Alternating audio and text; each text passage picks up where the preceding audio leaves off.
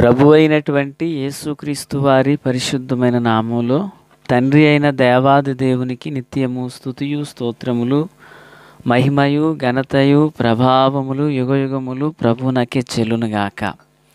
ఆత్మీయులారా, బాగున్నారు కదూ? మరో పర్యాయం ఇలాగున కలిసి దేవుని దైవవాక్యమును ధ్యానం చేయుటకు గాను దేవుడు మనకు అనుగ్రహించిన ఈ మంచి తరుణమునకై మనము ప్రభువుని ఎంతగానో స్తుతించబద్దులమునై ఉన్నాం. దయగలిగిన ఆయన ఆత్మచేత సమభూమి గల దేశమున ప్రభువు మనలను నడిపించునుగాక. ఆమేన్. నేటి దిన వాక్య ధ్యానము కొరకైన భాగం ఆదికాండము 39వ అధ్యాయం 1వ వచనం. యోసేపును ఐగుప్తునకు తీసుకుని వచ్చినప్పుడు ఫరో యొక్క ఉద్యోగస్తుడును రాజ సంరక్షక సేనాధిపతియునైన పోతీఫరునొక ఐగుప్తీయుడు అక్కడికి అతని తీసుకుని వచ్చిన ఇష్మాయేలీయుల యొద్దనతని కొనెను. ప్రార్థన. తండ్రి దేవా స్తోత్రములు. చదవబడి ఉన్న వాక్యము మీది వినుచుండిన వారందరూ మీ వారు. మీ దాసుడనైన నన్ను పూర్ణముగా మరుగు చేసి దైవస్వరమును వినిపింపచేయండి. మీరు ఆకడ కొరకు రాజ్యం కొరకు సిద్ధం చేయండి. సియోనులో నుండి మీ హస్తము మాపై చాపండి, దీవించమని యేసయ్య నామమున అడిగి వేడుకొని ప్రార్థించిన మనవులన్నీ పొందియున్నామని నమ్ముచున్నాము మా పరమ తండ్రి. ఆమెన్. ఆత్మీయులారా, బాగున్నారు కదూ? గడిచిన 39వ అధ్యాయాన కేవలం 2 విషయాలు నేర్చుకున్నాం. ఇంకనూ అనేకములైన విషయాలున్నాయి. యోధా గారిలో ఉన్నత పాపాలు మనం చూడాలి అందులో. కనుక కొంచెం దాటించుకుంటూ మనం 39లోకి మనం వచ్చాం. ఏదేమైతేనేమి ప్రభు కృప మనందరికీ తోడై మనల్ని నడిపించునుగాక. ప్రతిదినం దేవుని యొక్క నామములో ఒక వాగ్దానం అనేది మనకు పంపించబడుతూ ఉంది. మీరు కూడా ప్రియులారా, మరి ఆ వాగ్దానాన్ని ప్రార్థనాపూర్వకంగా చదివి తీసుకుని మీ తోటి వార్లకు దానిని పంపవలెనని ప్రభువు పేరట మనవి చేస్తూ ఉన్నాను. సంతోషం. దేవుని వాక్యాన్ని మనం చదివి ఉన్నాం కదా.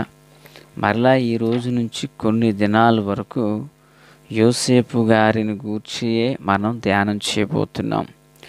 యోసేపు ఐగుప్తునకు తోడుకుని రప్పింపబడ్డాడు. ప్రియులారా, ఈ అధ్యాయం ఈ విషయాలు చదువుతున్నప్పుడు యోసేపు గుంటలో పడిన దాని వెనక ఒక దేవుని ప్రమేయం ఉన్నది అని నాకు అర్థమైంది. అయ్యో, మీకు ఇబ్బంది కలిగించనేమో. అదేంటండి, యోసేపు గుంటలో పడిపోవడం దేవుని ప్రమేయం అంటారేంటి? ఆ లెక్కన మేము కష్టాలు పొందడం కూడా దేవుని ప్రమేయమా?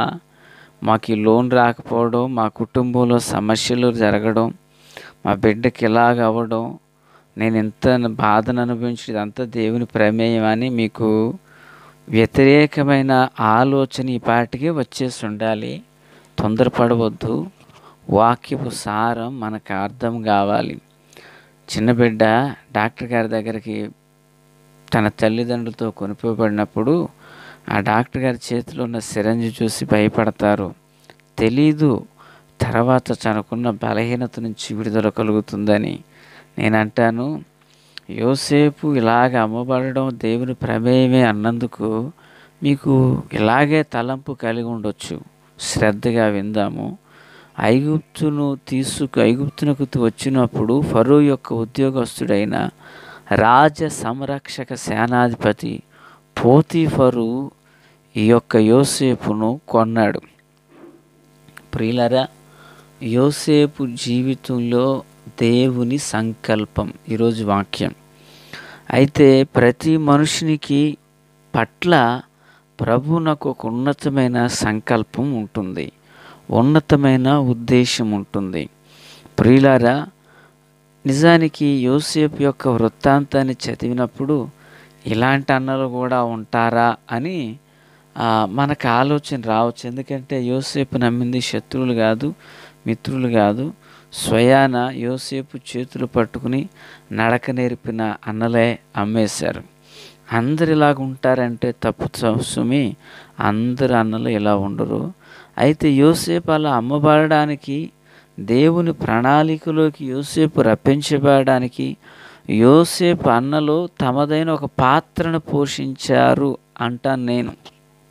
ఎందుకంటే పిల్లరా, ఒకసారి మరి అపోస్తుల కార్యగ్రంథం 7:9 చదివితే, ఆ గోత్రకర్తలు మచ్చరపడి యోసేపును ఐగుప్తులోనికి పోవుటకు అమ్మివేసిరి, కానీ దేవుడు అతనికి తోడై ఉండి అతని శ్రమలన్నిటి నుండి తప్పించి అని చూస్తున్నాం. అంటే దేవుడు అతనికి తోడై ఉన్నాడు అని మనకు అర్థమైంది. గోత్రకర్తలు అమ్మివేశారు, కానీ దేవుడు అతనికి తోడై ఉన్నారు.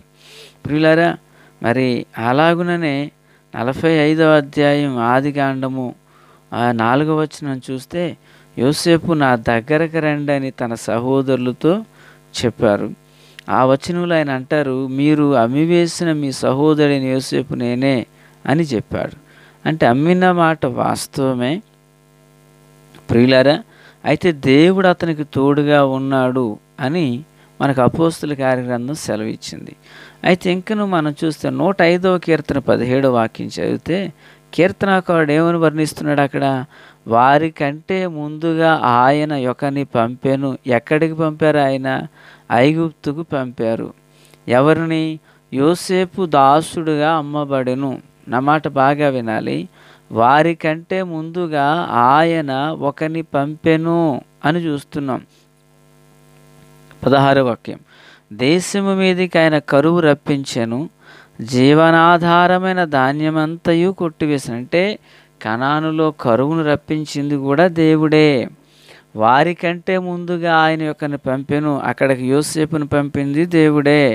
యోసేపు అమ్మబడెను. వారు సంకెళ్లతో అతని కాళ్ళు నొప్పించిరి, ఇనుము అతని ప్రాణమును బాధించెను. ప్రియులారా, అతడు చెప్పిన సంగతి నెరవేరు వరకు యెహోవా వాక్కు అతన్ని పరిశోధించుచుండెను.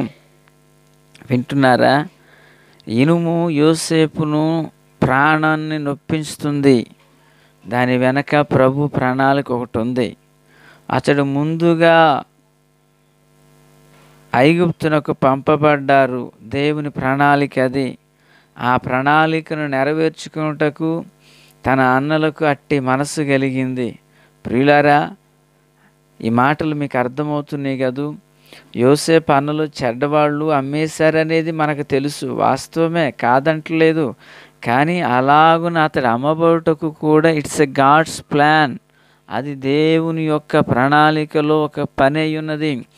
యోసేపును ముందుగా పంపి ఐగుప్తు దేశంలో కరువు నుండి ఇజ్రాయేలు కుటుంబీకులందరినీ ప్రభువు కాపాడాలని ఉద్దేశించే యోసేపును అక్కడికి పంపించారు. యాకోబు యోసేపు చనిపోయాడని ఏడ్చాడు, కానీ యాకోబుకు దైవ ప్రణాళిక అర్థం కాల. అతన్ని చంపేశాం, ఇదిగో కనుకనే మనకి కష్టాలు వచ్చినాయి. రూబేను వీళ్ళందరూ యోసేపు ఎదుట బాధపడ్డారు. దేవుని ప్రణాళిక వారికి అర్థం కాలేదు. ఈనాడు కూడా ఈ మాటలు వింటున్న నీ జీవితంలో నీ పక్షాన దేవునికి ఒక ప్రణాళిక ఉన్నది. ఆ ప్రణాళిక నీకు అర్థమైనదా? ఆత్మీయులారా, యోసేపును తన అన్నలు అమ్ముటకు దేవుడు ముందుగానే ఓ ప్రణాళికను సిద్ధపరిచి ఉన్నారు. దేవునికి స్తోత్రం. దేవుడు యోసేపును ఆ శ్రమల గుండా నడిపించారు, తన ప్రణాళికను నెరవేర్చారు. ఈ మాటలు వినుచున్న ఆత్మీయులారా, నీ పక్షాన కూడా దేవునికి ఒక ప్రణాళిక ఉన్నది.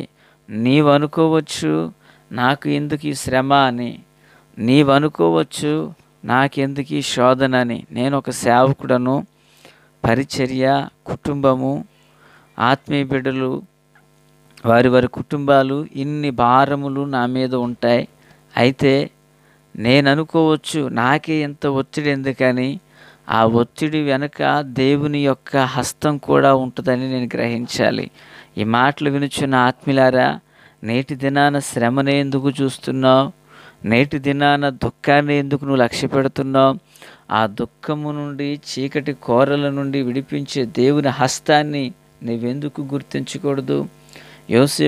యోసేపుకున్న అన్నలు లాంటి వారు ఏ ఒక్కరికి ఉండకూడదని ఒకప్పుడు నేను తలంచిన వాడనే. కానీ వాక్య ప్రత్యక్షత చూడండి, యోసేపు ముందుగా ఆ స్థలానికి పంపించబడ్డాడు. దాసునిగా అమ్మబడిన వారి కంటే ముందుగా ఆయన ఒకరిని పంపెను అంటే యోసేపు అక్కడికి వెళ్ళాలని దేవునికి ఒక ఉద్దేశం ఉన్నది. ఈ మాటలు వినుచున్న ఆత్మీయులారా, నువ్వు ఫైనాన్షియల్గా ఇబ్బంది పడుతున్నావా? దాని వెనక ప్రణాళిక ఉంది. నువ్వు శోధించబడుతున్నావా? ప్రభువుకు ప్రణాళిక ఉంది. కలవరం చెందకు, తొట్టిల్లిపోకు, ధైర్యం కలిగి ఉండు, మనసనే నడుం కట్టుకో, ఆత్మనే దీపాన్ని వెలిగిస్తూ అది వెలిగించబడుతూ ఉండనిమ్ము. నిశ్చయంగా ప్రభువు నీకు సహాయం చేస్తారు.